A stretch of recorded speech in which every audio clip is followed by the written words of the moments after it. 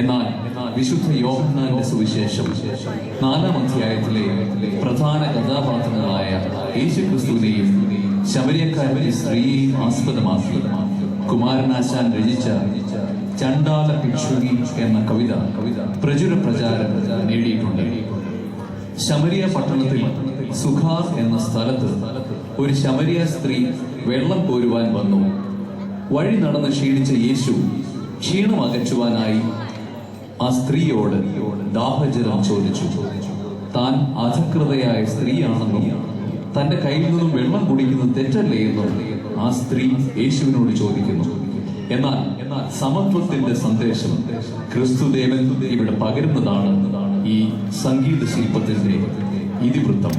നമുക്ക് ശ്രദ്ധിക്കാം. യേശു ശമരിയ സ്ത്രീ.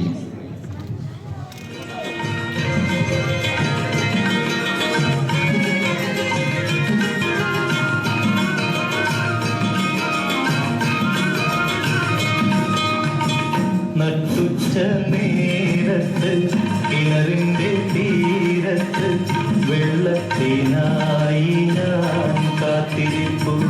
നാളെ ഒരു പാത്രം ദാഹജലം നീ എനിക്കു നൽകൂ.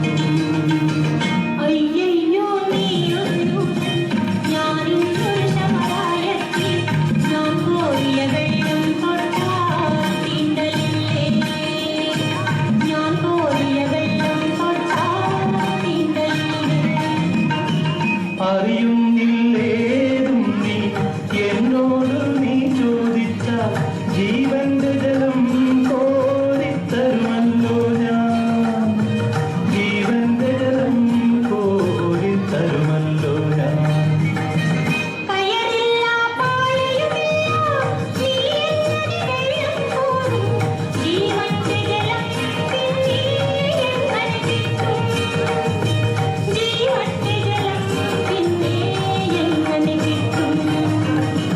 ഞാൻ നൽകും നിത്യജലം നീ വിശ്വാസം എന്ന് കുടിച്ചാൽ നാരി നിനക്കൊരു നാളും ദാഹിക്കില്ല.